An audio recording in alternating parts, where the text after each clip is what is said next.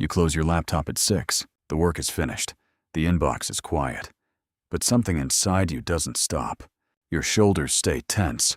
Your jaw refuses to unclench. Tomorrow's meeting keeps replaying in your mind like it hasn't happened yet.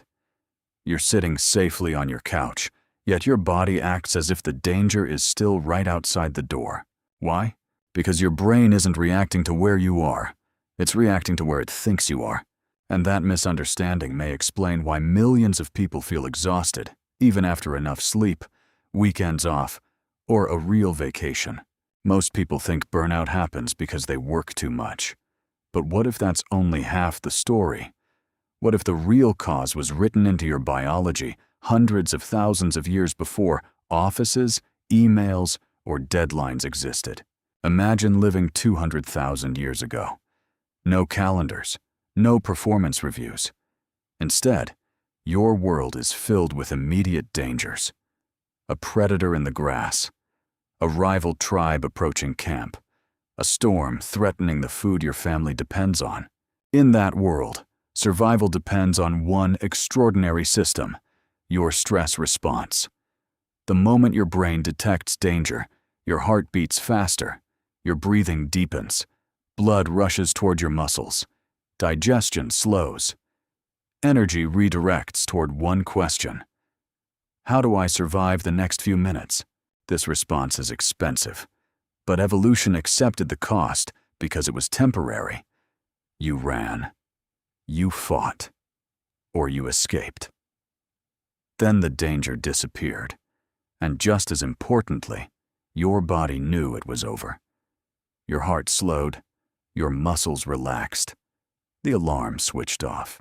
That final step mattered as much as the danger itself, because the stress response was never designed to stay on forever. Now compare that to your world. There isn't a lion outside your office.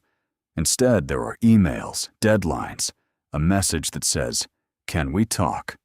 A calendar already full before your day begins.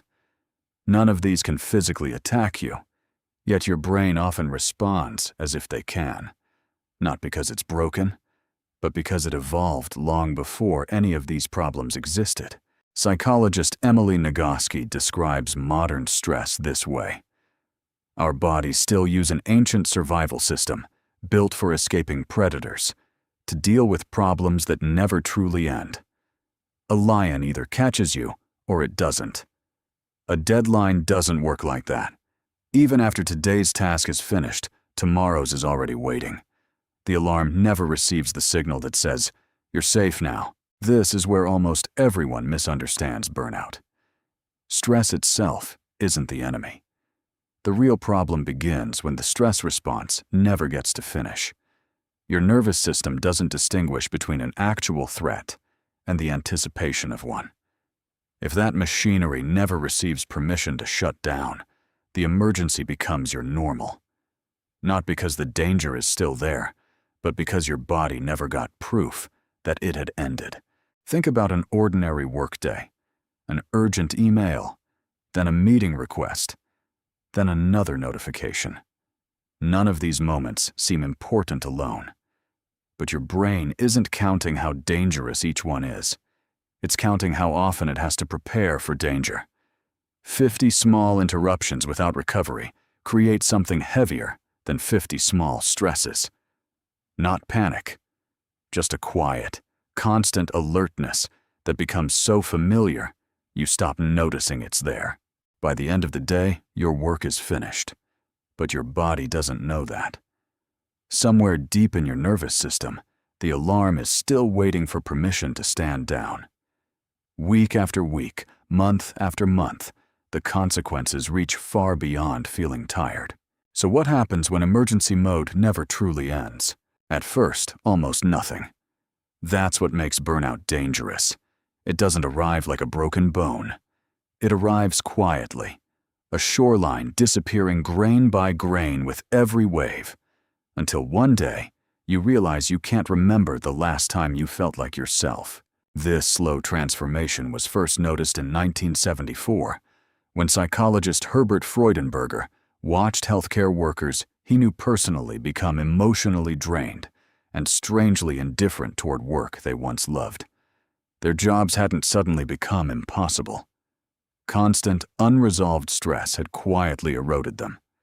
He called this condition burnout. Decades later, psychologist Christina Maslach turned that observation into a science, identifying 3 fingerprints that separate ordinary tiredness from true burnout. The first is emotional exhaustion, waking up already depleted, like a phone that charges to full overnight while dozens of apps keep draining it in the background. The second is cynicism. It rarely begins with anger. It begins with distance.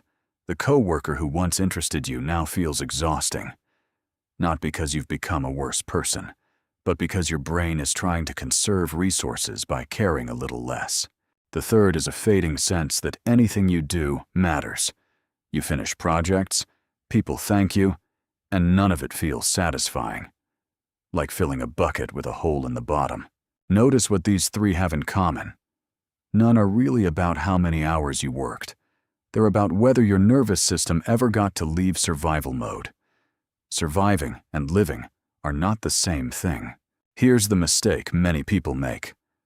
They assume burnout is just stress multiplied over time. It isn't. Think about exercise. Running is stressful.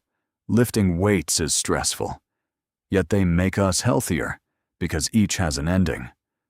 Stress, then recovery. The cycle completes. Modern work breaks that rhythm.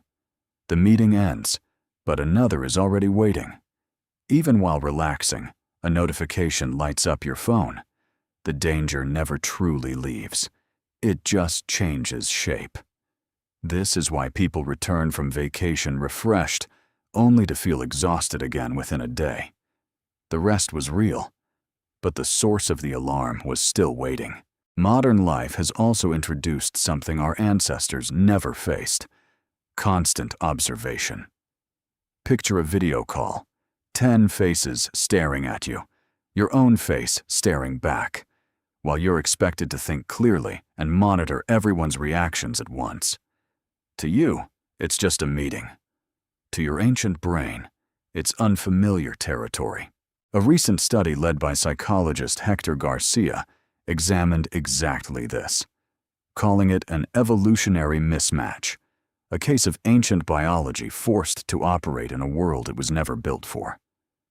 For most of human history, sustained direct eye contact from multiple people meant one thing: you were being evaluated or watched for a reason. Your brain has no category for a video call. It only recognizes the pattern. So even sitting safely at home, your nervous system may respond as if it's under subtle social threat. Your ancestors escaped the predator. You carry yours in your pocket. So maybe we've been asking the wrong question. Instead of, how do I reduce stress? Perhaps it should be, how does the body know when stress is over? Remember your ancestors. After escaping danger, their hearts pounded, their muscles worked, their breathing slowed, and only then could the nervous system let go. Nagoski calls this completing the stress cycle. Reducing stress and completing it are not the same thing. Imagine a fire alarm. Noise-canceling headphones make it quieter. They don't put out the fire.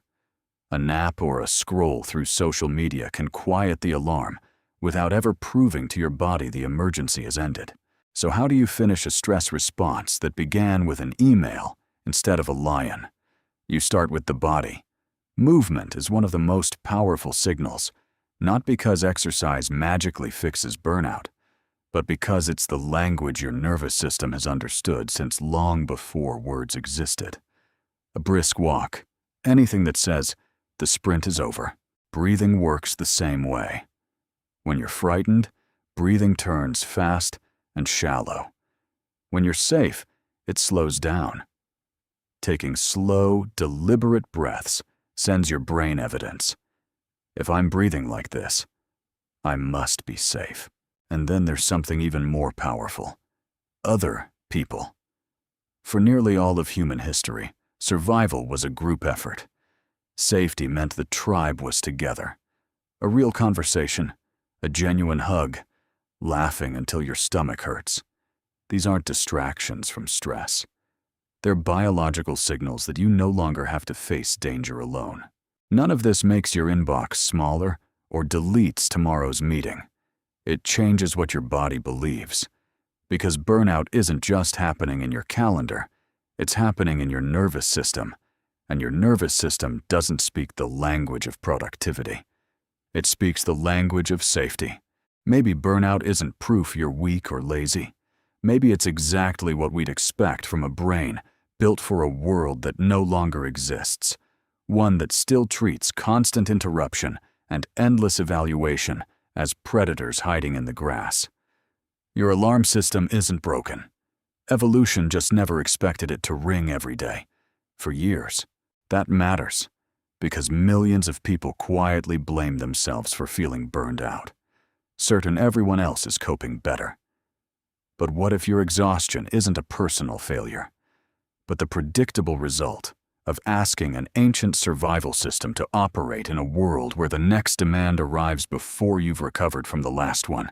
So the next time you close your laptop, pause, before reaching for another screen, before letting tomorrow invade the only moment that belongs to today.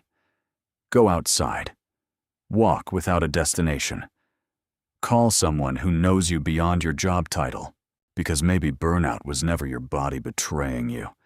Maybe it was your body trying, day after day, to protect you, while waiting for one message it almost never receives.